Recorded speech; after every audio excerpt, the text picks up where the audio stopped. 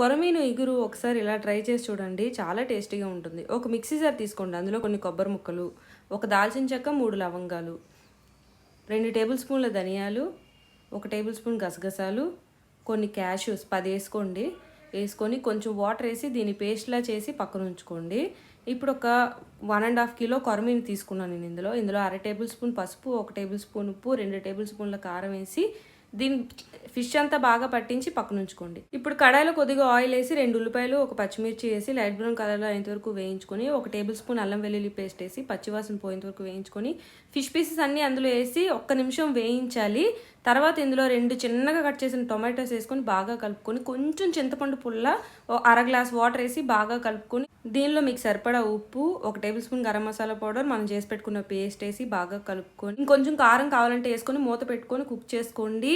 gravy థిక్గా అయిన తర్వాత కొత్తిమీర ఆకులతో గార్నిష్ చేసుకొని ఎంజాయ్